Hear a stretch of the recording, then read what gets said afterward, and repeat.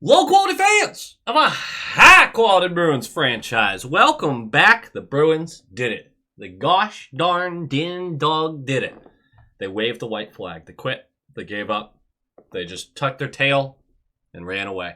You might not know exactly what I'm talking about because people don't watch pressers with a bunch of enthusiasm, nor should they. They're boring. They're very boring. No, they didn't actually technically wave the white flag. The title of the video is so clickbaity it makes me want to die. No, they kind of did, but they kind of didn't, which is just classic Sweeney, right? Like that's just what he does sometimes. They came out for the presser, they being Don Sweeney, and they made some comments. But the comments were all basically geared in the same direction, which is, whoa, this team might not be so competitive. Team might not be very good. Let's talk about it a little bit. So the presser starts, and they're talking about the two main injuries happening right now, which is Hampus Lindholm and Charlie McAvoy. Hampus Lindholm is likely, but is, done for the year. He'll be done. There's no reason to rush him back. He needs a corrective or needed a corrective. He's either just about to get one or just got one. Yeah, corrective surgery on the patellar tendon that he had damaged, to say the least. Major surgery before. This one's very minor. They don't expect any setbacks from here, but he's done for the year. It's done. It's over, which is honestly sucks, right? I hate it for Hampus, but thank you for, I just know now, right? I appreciate just knowing, and I'm just not sitting there going, oh man, I wish we had Lindholm. Like, we're not going to have him. We got to move on from that. Charlie McAvoy is considered week to week with no real timeline. They don't expect, Sweeney said they don't expect a surgery necessary, but he said that it's not out of the realm of possibilities. We are obviously leaving that up to the medical staff to see what's necessary. That AC joint is still a concern, of course. The infection is much less of a concern. Thankfully, he is okay after that whole ordeal, because that stuff is scary. But all intents and purposes, we don't have our top two defensemen for at least a few weeks, at least. And we don't have one of them for the rest of the season, basically. That kind of does it, right? Like, that's kind of going to tell you where your year's at. Because even if you squeaked into the playoffs, which we went over the math last video, we don't need to do it again. It's pretty grim. It's made less grim by how much everyone around us also sucks, but it's still pretty grim. Even if you got to the playoffs without Hampus, with a 80% Charlie McAvoy, if we were being generous, the slog that we would have to win so many of our remaining 24 games to really give us a chance to make the playoffs. There's just a lot there that the decision's been made. The decision's been made, right? And Sweeney now has a scapegoat, which is a good thing. I know a lot of you are anti-Sweeney at this point. We'll talk a little bit about that. But it is a good thing because he doesn't have to try to save his job right now and go into the deadline doing something, frankly, that could alter the team's path, the franchise's path over the next several seasons. I know he kind of did that in the offseason with the free agency signings, but let's live in the now, right? Right. So, when asked about the trade deadline, Don Sweeney said they are taking a more cautious approach. That's a quote, a more cautious approach. He said it several times through this. He made comments about how they're looking for guys who can help right now and in the future, aka players with term. He also said that they're not going to be overly aggressive, I'm paraphrasing here, going after picks or overly aggressive giving up future assets. He kept using these terms, right? The overly aggressive, cautious, like stuff. There's a bit of a balancing act here that's really difficult. Now, Sweeney's being a lawyer. He's saying what he needs to, so he's not getting a bunch of conjecture after that, a bunch of crap coming his way. Doesn't want to say anything that's leaning too far any direction, because that's how you incite the Boston mob. But this mix doesn't really work, this balance, right? I'm sure they'll still be looking for draft capital.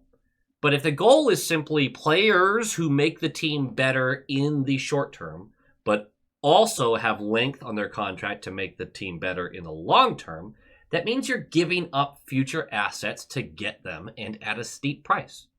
If you are looking for guys who help now and help later, that comes with a real cost. You don't see that, like we talk about rentals so much at the trade deadline. It's not that you never see a guy with term traded. You do pretty frequently, but to say, hey, this guy's going to be great now and great in the future, that costs a lot to get. That's just what it is. Now, they're trying, the way he's saying this, what he's not explaining is we're trying to find value guys that are going to help our team long term without giving up major assets, which is relying on your scouting team and the rest of your front office to identify players who are being underutilized elsewhere and can benefit the team. A Morgan Geekie type. But a Morgan Geekie type is actually a perfect example for this because although Morgan Geekie has been strong this year after his beginning that was really struggle-filled, although he has been a good player for us and a player that I'd like to keep. I really would. His absolute ceiling on a championship team is a second-line winger at his very, very best. And I would argue, personally, that on a championship team, Geekie would be best suited as a third-line player, where he could get matchups that really allow him to be very effective. Where second-line minutes feel like, at best, he's kind of breaking even against his opponents. And top-line minutes, he's outclassed.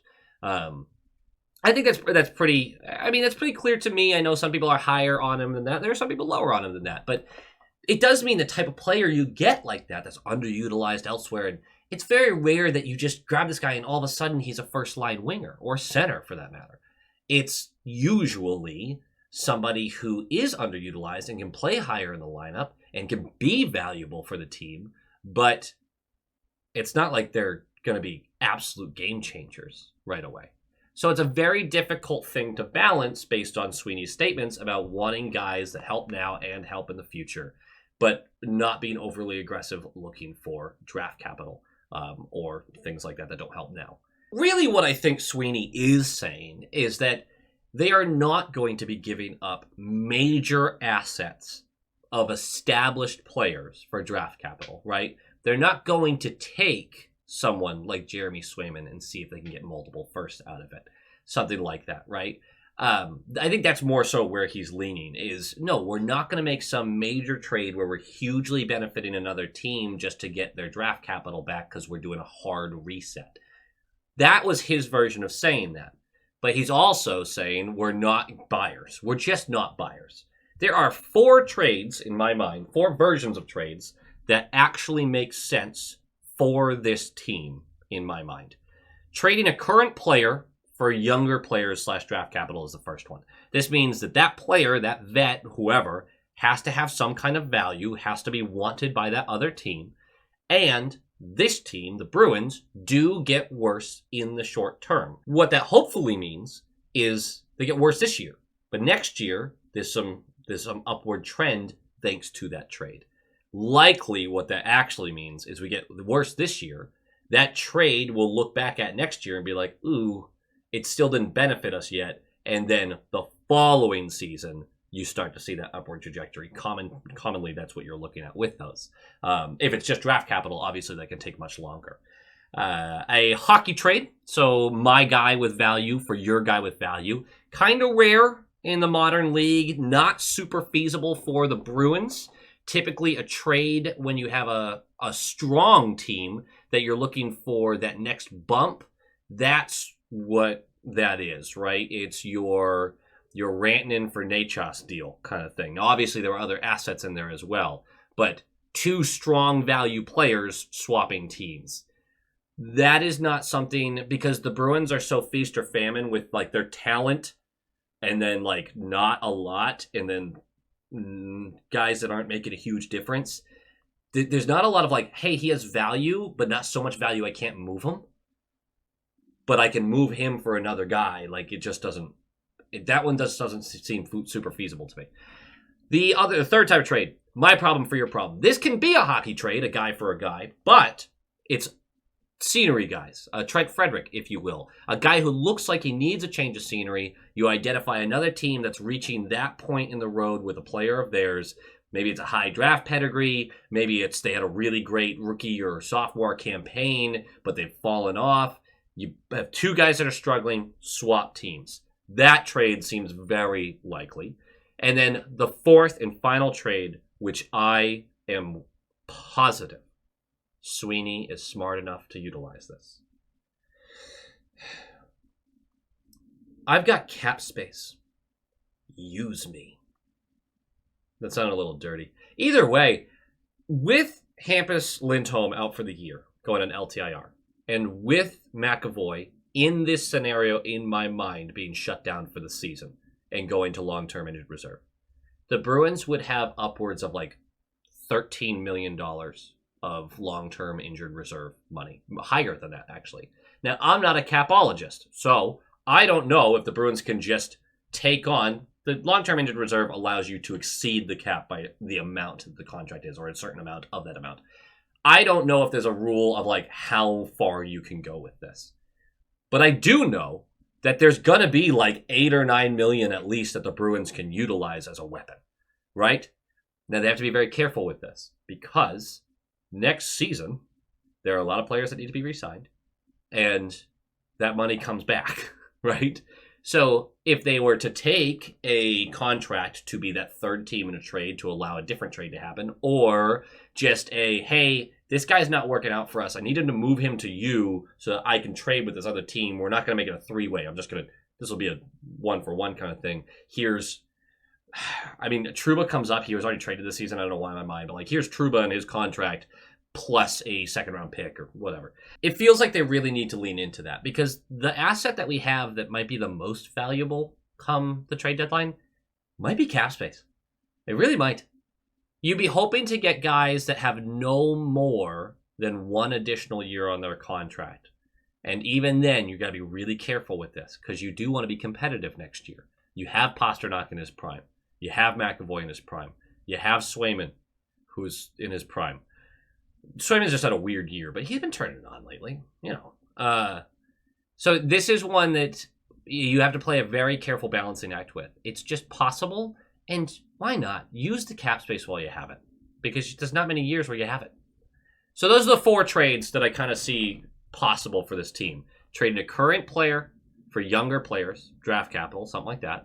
A hockey trade, my guy for your guy. My problem for your problem. Or I've got cap space.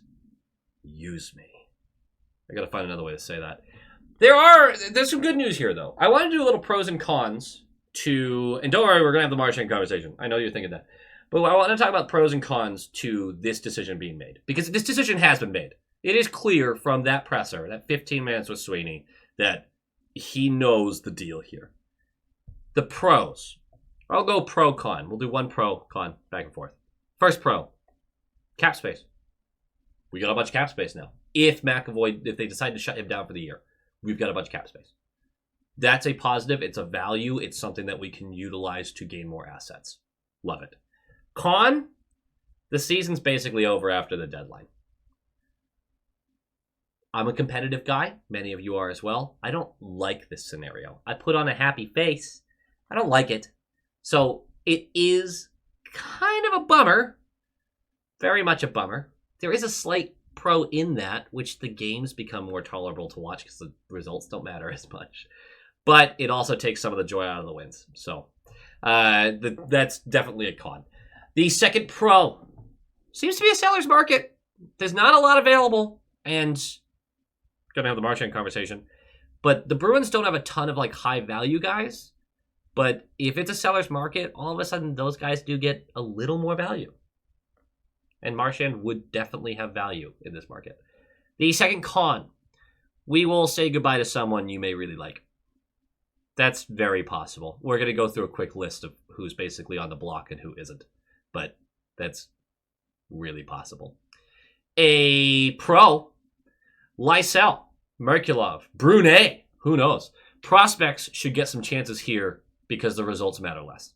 As the season continues, I'd expect the last month and a half of the season, which we're just about on at this point, you're gonna see some more of the prospects given reason to come up. Hopefully the trade deadline ends and you have a couple slots available to them. So we might be able to see some of these guys and see what they can bring, right? And the good news is you're not moving off of guys like Pastrnak or Patra or Zaka, so you'll have line mates for these players when they come up. It's not like you're going to toss Merkulov up and he's going to be like, hey, you're with Kostelic and Brazeau.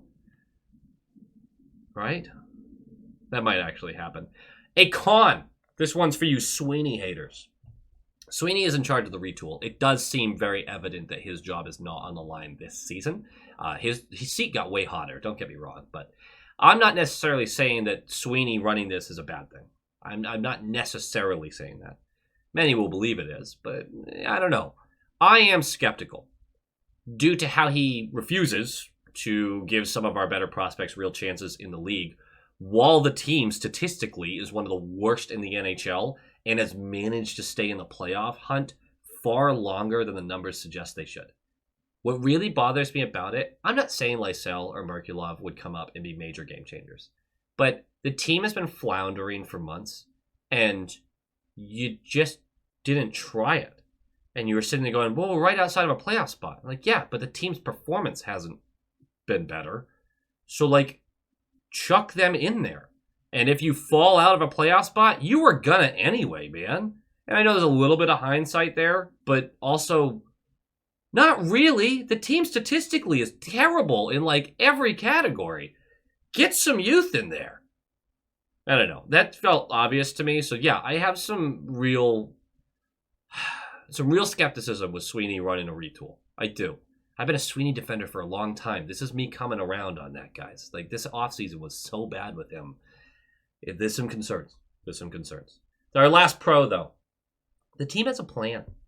The team has a plan. That's the bar is really low kind of pro, but it still counts. If we were going in this trade deadline and none of us knew what the front office was thinking, if we were sellers, if we were buyers, if we were cautious sellers, cautious buyers, aggressive sellers, it would suck. We are cautious sellers. That's fine. We have a plan. I feel like a weight has been lifted. I'm about to put that weight back on. Marchand, the goal is, said by Sweeney, is to extend him before the deadline. That's the goal. That's been the goal all year. They've been with his camp all year. He also said his final outcome is not decided, but will be discussed with Marchand. I'm paraphrasing the rest of it, but his final outcome is what Sweeney had said. If it's up to Marchand, these are my thoughts on it. If it's up to Marchand, he will remain a Bruin and will re-sign. Right? I don't know what the final number is going to be. I don't know when he's going to sign the contract. But if Marchand's making this decision, he's going to stay a Bruin. For sure. If Sweeney's making the decision, which I know it's Sweeney's decision to make, but if he is, I mean, odds are he's still going to stay a Bruin. I don't think Sweeney was lying when he said he was trying to re-sign him. But also, you're talking about one of our most valuable assets at the trade deadline who's a UFA and 36 years old. Look, I know people don't like the idea of trading Marchand. I certainly don't. But there's a business here, and there's a future of the franchise, and there's, again, I've said it in previous videos, you want to do right by Marchand. But you also want to do right by Pastrnak and McAvoy and Swayman and Patra and these other guys who are your current core. Marchand was part of your old core. And that's fine. Like, that's fine to admit. He's on his tail end of his career. But you have to do right by the majority here. You can't just do right by the one guy and, I mean, potentially cost yourself competitiveness in the short term. It's a real conversation to have. If you can't have the conversation, then, like, it's a whole different problem. You have to have the conversation. And they will with Marchand.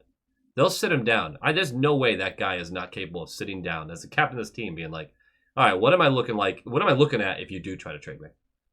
Like, where am I landing? Am I going to Colorado? Do I have a real chance at a cup here? Or are you looking at sending me to the Blues, man? Like, you know? So a conversation has to be had there. But it seems like the goal on both ends, stated by both people, Marchand and Sweeney, they're looking to re-sign. They're looking to hang on to him. My bet is he would stay a Bruin. I'm leaning that direction more likely. But But I just think that there's going to be a little bit of anxiety leading up to the trade deadline.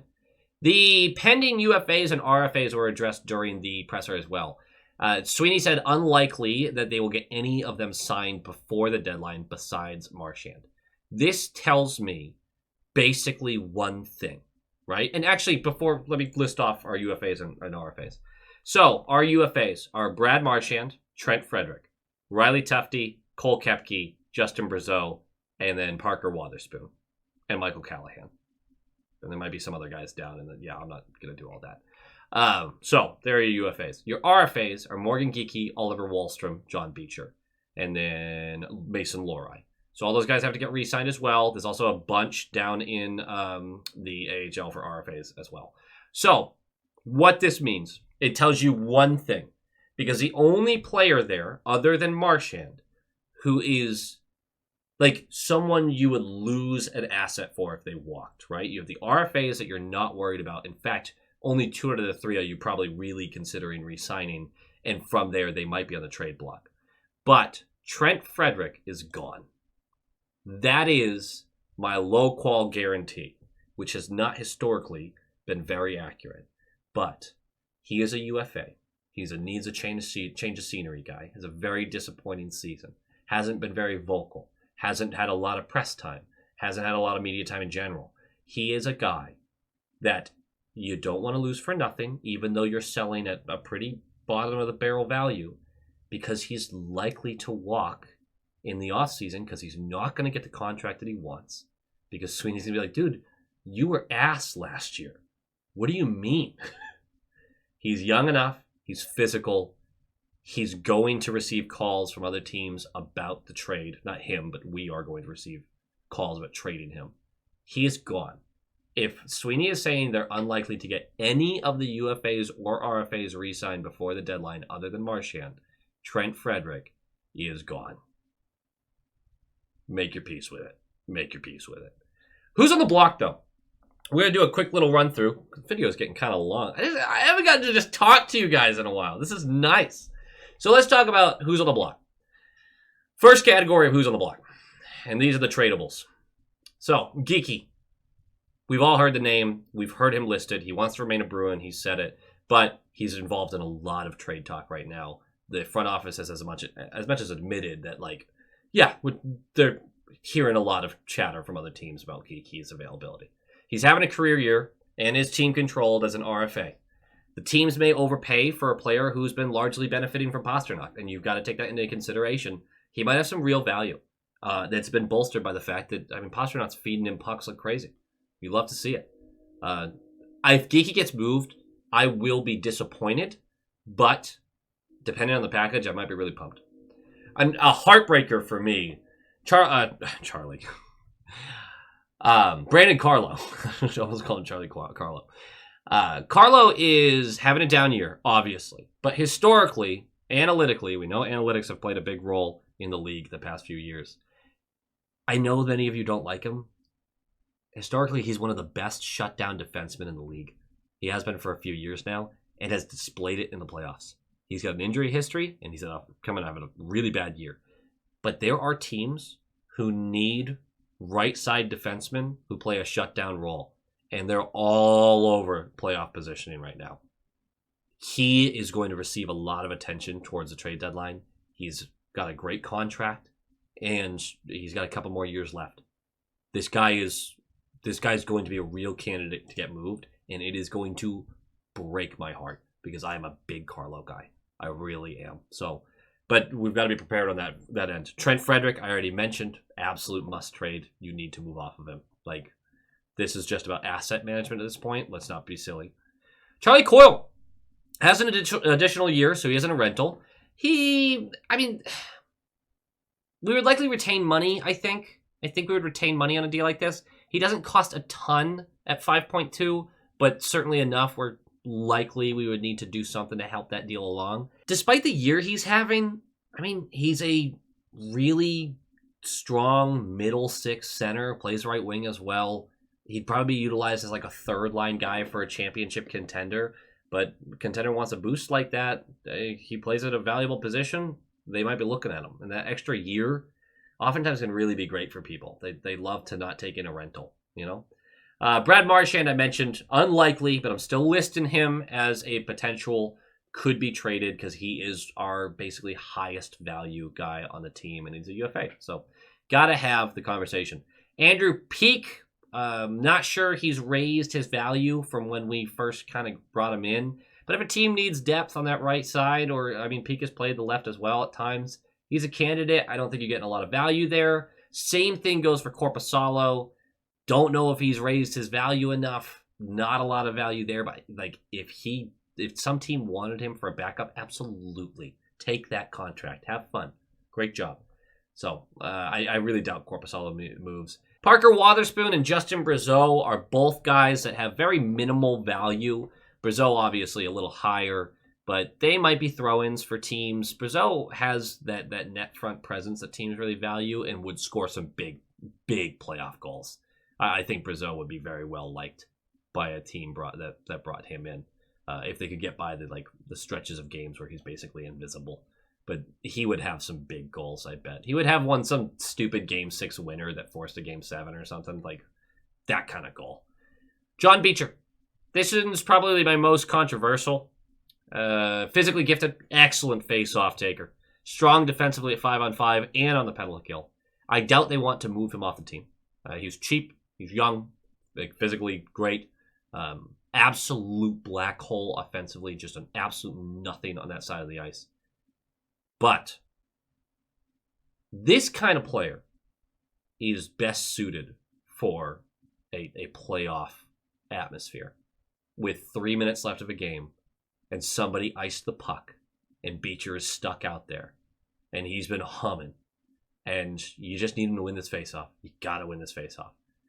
That's the guy that Beecher is. There's value to him. I'm not saying this guy doesn't belong in the NHL. I know I've been very critical of Beecher for a long time now. But I'm critical of him because everyone talked about him as if he was going to be like the next big thing for the Bruins. Not the next big thing, but a real contributor to the Bruins.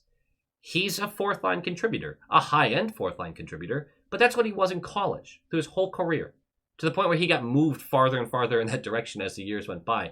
I knew this was who he was going to be in the NHL. And I just genuinely didn't enjoy everyone acting like he was going to be something else. That's who he is. That's not an insult. It's not a bad thing with a player. But if there's a team that wants to pay out the nose for a first-round center who has those gifts and thinks that he could be something more, yes, I'm absolutely moving on from Beecher. I know he has value where he is. I can find that value elsewhere. If there is a team that looks at him and goes, young, center, physically gifted, let's see if he can thrive here. Yes, give me something of value, take him. If they're not giving me anything of value, I'm not just chucking him out the door, though. I do need something of value in return, which is why I don't think he likely gets traded, because I don't know how many teams actually want to give up value for John Beecher. The untradables. Do not hear this as the untouchables. They are untradeable. That is Elias Lindholm, who's too expensive and has looked way too bad for any team to be interested without us attaching multiple major assets. I don't care where you land on Elias Lindholm and his performance for the Bruins. That contract for that length of time, with how he's looked this year and how his box scores have looked this year, there's not a team that wants him. There's no one. If someone was like, hey, I'll take him, but you get future considerations back, like you get nothing, I would make the trade because I want that money back. He's not going to move. Zadorov, same situation.